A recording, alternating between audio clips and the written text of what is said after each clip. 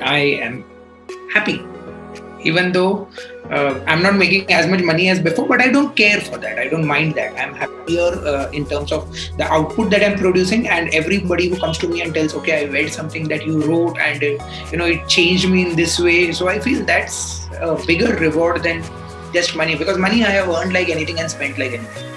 So it doesn't stay.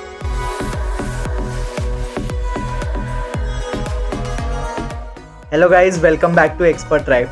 Today we are in conversation with someone who transitioned from being a coaching teacher to a best-selling author, Mr. Neil D Silva, who revolutionized the horror genre in terms of literature in India, and soon his books are gonna be made into a web series. So let's just dive straight into this wonderful conversation. I have heard your story, and I think I have used your story about the Goa story specifically that I'm talking about to a lot of people I have met, and I would be really happy if you can take us through what exactly does it happen. When exactly does the stars align for someone to say that I don't want to work for a particular company, I don't want to run a business, but then I just want to write. I don't know when the spark actually happened. So I was just to run through the story once again very quickly, because this may be a different audience. So I was after I finished my post graduation, I started a coaching class. I was giving tuitions, and then it just culminated into a coaching class. And for 18 years of my life, I was, uh, like in that one coaching class, and it was my own. At least I was a proprietor of it, and I used to teach English, math, science, history, geography, everything. Slowly we grew up to a staff of like 40 teachers, and there were 500 students. It became a big institute. But then, also the same time, something struck me that, I don't want to do this. My students are studying from me, and they are graduating, they are going all over the place, all over the world, and achieving so much. And I was basically a creative guy, always, even from my childhood. And this was not a creative thing. This was just like regurgitating information that the world already knows. Coaching is not even teaching, to be very precise about it. So, I felt that frustration, that pinch of it around 2013, maybe. And for a year or two, I was battling against myself. Like, what should I do now? I'm not happy. I'm making money, but I'm not happy. So then I was married and I had kids by then. I discussed with my wife that, is this the scenario that we have to, carry on throughout our life? And then we had this talk when we went to Goa. It was the time when we chilled. There were no students around, because otherwise a coaching class environment is always there is somebody or the other. So there we were completely chilled, relaxed. We were having our beers and all that stuff. Children were sleeping in the inside room, and we were just looking out at the beach. And that is the time I poured my heart out to her that, this is something I don't want to do. I'm not happy coaching. I want to. Then she asked me, what do you want to do? I said, I want to write. And I was writing at that time, side by side, a little bit freelance writing I was doing. And the freelance writing was bringing good money also. And it was a good experience for me to write. And I knew that the feedback was good. So I wanted to write a novel. So she told me, okay, go ahead and write the novel. So this is, where I don't know how this idea germinated in me that I want to write a novel. Maybe it was always there from my childhood. I have grown up in an environment where my dad used to subtitle movies, so stories were all around the place. Then even my brother used to work with some for some scripting work and stuff like that. So it was always there. But at this point, at this juncture, when I was 39 years old, and you can call it a midlife crisis or whatever, I just felt that I don't want to just earn money now. This is done. I have my house. I don't have any loans on my head. Children are still very young. There is time for them to come to college and all that. Dekha jayega. So this is the time that I can go and do the passionate thing that I want to do, and rebuild myself, to reinvent myself.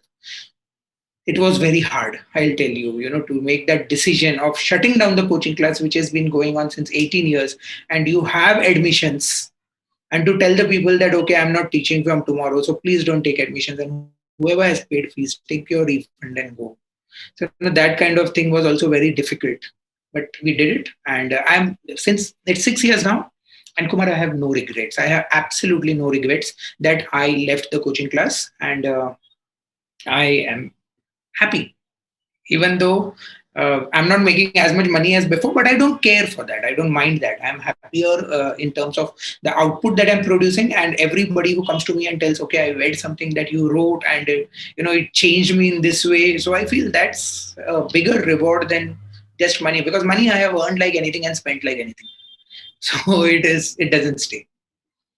Yeah, we hardly. I don't know if this is a third world phenomenon or might not be. It's, I think it's universal, but we hardly talk about whether we are happy doing it or not. Right? We are always doing it. I don't know if it happens. If it happened to you at 39, there are some people who don't even understand it at 69. Right?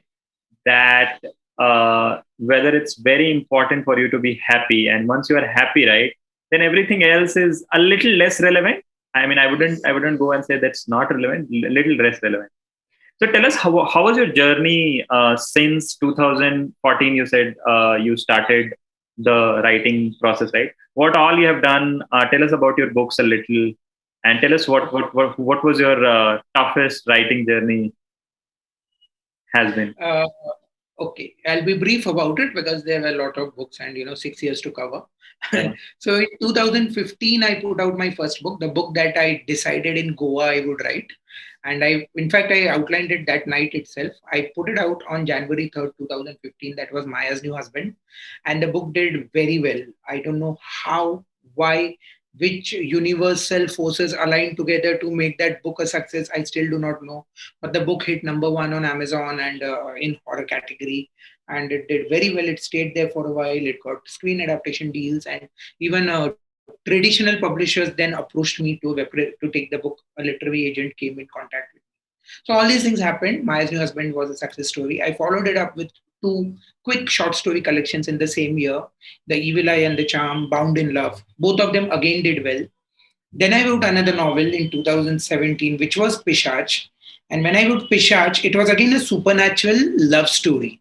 So it was horror. So, somehow I was shaping myself to write only horror, because that was what even my readers were enjoying to read from me. And even I was like loving to write, so that is how it happened. Pishacha again did well. And then came my big release, Yakshini. So I would say that Yakshini was the turning point of my career. So Yakshini was a story that came to me in a kind of a dream. And it because of all the cases that I was reading about women being molested and raped and all that, that was somewhere nagging me, and that gave spark to an idea like, what if that woman has a Shakti inside her to fight back, and if she fights back, then how will society look at the woman? Because the thing is that victim is always shamed. So if a woman fights back via a supernatural agency which is within her, then what would be the reaction of the society towards her? So that was the idea. And then one day in my dream, I was in a kind of a fugue state. And that was the time when the story came to me. And then you won't believe it. Like, it was within around 20 days that I wrote the story. It was 1 lakh word manuscript. The story just flowed out of me. It was as if the idea was somewhere there and I was just a vehicle. And the story was just coming out of me. So I never got stuck for even a moment in Yakshini. I did not get a writer's block or nothing happened. When I wrote the story, I did not even have a plan for it. I just put it on Amazon Kindle, KDP, and it did well. And immediately my agent got in touch with Rupa. And they said that this is the story, it's doing well. Would you like to represent it? And Rupa was very much yes for it. And Rupa, we had a new edition of the book, Yakshini, published via Rupa Publications. And of course, we know Rupa is the biggest publisher in India. The book did very, very, very well, a commercial hit. And it was everywhere. Rupa went all out. They made a beautiful cover for the book. And then came the Penguin's offer. Penguin made an offer to write Haunted. Then Hachette made an offer to write The Spirits Talk to Me. So these are all the books and all my publishers that I worked with, Rupa, Penguin, Hachette. And now I am sitting on 3 more deals. One is with Rupa again. Rupa is bringing out 2 more of my books. So I'm writing them still. And one is with Penguin Random House. I have just signed another book with them. and also a book with Vishwakarma Publications, which is Sapna's Bad Connection, which will probably release the first out of all these the new releases that I'm talking about. And also, yes, I have recently released Maya's New Husband 2, the sequel for MNH. So yeah. Yeah, just for my audience, when I read Maya's New Husband, I think last year during the lockdown, I always thought that this story is not done. I want more. And when you told me that there is a new part is coming, I already want to start reading it and know what all new ways of scaring people you have discovered. And yeah, so I'll be looking forward to it. So Neil, your story, I don't know if this is coming from a heart of a writer. The story sounds like a little bit romantic or dreamy, right? But tell me this: all of us are writers, right? So I had written an article a couple of years ago where I say that a kid, when he comes back home after school and says a lie to his mother so that she gives him 5 rupees, that's also a certain kind of story. Or for that matter, when a person coming back from office on the car tells his wife about what happened with boss and him, right? That's also a certain kind of story, right? So what exactly does a writer mean, and the other kind of writer, not the sales pitch kind of writer, not the PhD paper kind of writer? What exactly would be the, I would say, litmus test where I can know that I am a writer and not the seller kind of writer? You know what I'm saying? Okay, I'll give you my perspective on this. Though it's again a tricky question, but I'll give you my perspective. Now, there is a difference between a storyteller and a writer. That is what basically I believe. So, the examples that you mentioned of a child fibbing something to his mother, or a husband making up a story for something, or an employee making a story for his boss because he's late to work, or something like that. These are stories which are told, and they are meant for that one person. They are ad hoc stories for that specific purpose, and they fulfill that purpose. Also, the stories that our Dadima used to tell us as kids, those stories were meant for us, as they were told out of love and out of kind of belongingness, and that is why they touched our heart. And those were the stories that were told, and we have grown up with. Everything is a story. Like, we were just talking, and you said even the Nike swoosh is a story. Yes, it is a story. Everything is a story. McDonald's is a story. Now, the thing is, when does a storyteller transcend into becoming a writer and also an author? Because writer/author, the difference is that an author writes books, a writer writes whatever. So, where does that transcending happen? I believe that this is where the art comes in, the art of it. Because storytelling is something that is innate to us, it is instinctive. We just tell it and we are done. But when you are writing a book, or you are writing a blog article for that matter, or even writing a Facebook post, you are writing for a lot of people to read it. You are writing so that it strikes a chord with whoever stumbles upon it and happens to read it. You are not writing it for one person or for one purpose now. So that is where you need to, hone your talents. That is where authors have to be of a specific kind. That's a talent. It's like everybody can draw, but not everybody can, make a masterpiece of art. So it is that kind of thing. So when you write a book, when I write, at least I can talk from my experience, my first draft is just dumping all the information that is in my mind. I call it as my vomit draft, because I just vomit everything that I have. But it is the second draft which is the most challenging, because the second draft is where I become very objective with it. I become like, I detach myself. I become very harsh, and I try to just trim out everything. I try to throw things in the dustbin, toss around, remove entire scenes, change it. That is where the precision part, the art comes in. That is where I want. What I did in the first draft was for myself. But now what I'm doing is for a lot of readers, maybe 1,000 readers, 10,000 readers, to read it and appreciate it. So now I want to make it perfect. Now I want to make it a product for people. So that is where I think the difference comes of a storyteller and this thing. I'll give you an example, because I've got personal examples of this. The two co-written books that I have, Haunted with Jayalani and the spirits talk to me with Sarbajit Mohanty. Now, both these people, Jay Alani and Sarbajit Mohanty, are paranormal investigators. So they have gone to haunted locations in India and they have found out, they have experiences, what all happened. They have actually investigated ghosts and spirits. And they have lots of stories to tell. Jay is an amazing podcaster, and Sarvajit makes amazing videos on YouTube. But when the book was to be written, it had to be written in a specific way. Now, these people, despite having such amazing stories and millions of followers, okay, when the book was to be written, there's a specific craft to it. So then we sat together and Jai gave me his stories, Sarbajit gave me his stories in audio narrations. I took those audio narrations and I completely visualized myself that I was in that place. I was in Mayong, or I was in Kuldhara, or I was in Bhangad. So I thought like that. And then taking that experience, I built a story from it. Like, how would the story be for a reader now? Because, now Jay is not talking. Now the words are talking.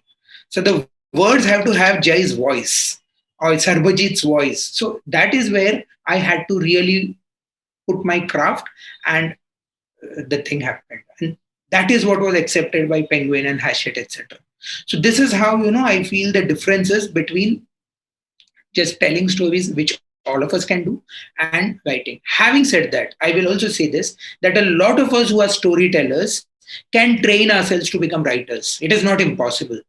It just takes a lot of practice. It takes a lot of reading. It takes a lot of knowing the art, knowing the craft. When you do that, when you're ready to work, like, as I said, everybody can run, but not everybody can become an athlete. So, you have to, for becoming an athlete, you have to really slog it out. So writing a book is like running a race or whatever, the equivalent to it. I have to slog it out, but you can do it. So if I have to ask you to design an experiment for someone to differentiate the two, right? What should be the steps taken? If, for example, if I am an amateur and I want to figure out whether I am I have the guy who have at least the seeds of having the craft of a writer or not, or I'm just a person who just likes to tell stories whenever there is a mehfil of 20 odd people, right? What would be the design of an experiment that should be taken up by this particular person? When you're telling a story to a small audience of like 20 or something, you have various things to help you there. You have your inflection, you have your expressions, you have your own person telling the story. Mm-hmm. So therefore, it will make a good connect. Mm-hmm. But let us differentiate between a story written by an amateur and a story written by a professional. So what will be the difference? You can easily make out who has written what, because we judge stories. I'm a judge. I was a judge for Wattpad India Awards and several other places. So where you come to know what are the markers that we look at. Number one, the story should have that a connect. Means when you read a story, you should feel that, okay, this is really happening. You should not think that it is a story. That is the first thing. It has to be, you have to feel that this is really happening. Like these characters are really there somewhere. And these sequence of events have happened. So number one for me is always that, how real the story is, even if it is a fictitious story. Second is I always look for a character development. Because, when a raw author will write it, a new person writes, they do not focus on characters. What they focus on is just telling the events. Ye hua, ye hua, ye hua. So for them, it is just action reaction. Like writing a fable. Even fables are good stories, but we'll come to that later. So it is like, just writing a set of events. It's like writing a flowchart. Taking a flowchart and just writing it in sentences. So that is what amateurs do. But when we come to professional writers, they will also do that, but they will do it in such a way that via those events, I will see the progression of the characters also.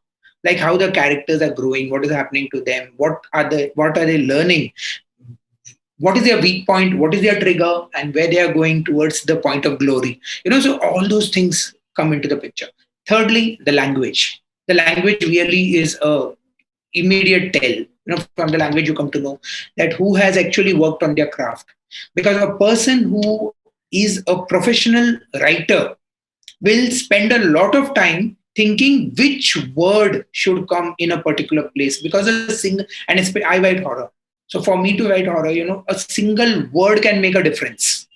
Whether the person will get frightened or not, a single word can make a difference. If I put a word like suddenly, it is a very, I don't like the word suddenly. It is such a mediocre word. So, instead of that, if you put a phrase which is really something different, so it makes a difference. So there you understand that where the person has actually worked on the language. And many of our drafts are just improvement of language. So, all these things, a professional author, I think, will have all these elements of figures of speech, of dialogue, of character building, of plot evolvement, all those things, which I will not see in an amateur writer's book. That's where the honing comes in. I'm sure this conversation must have inspired you in some or the other way. If you liked the video, please give us a thumbs up, and if you haven't subscribed yet, please go and subscribe for more amazing content, because we are Expertribe, helping you change your story, change your life.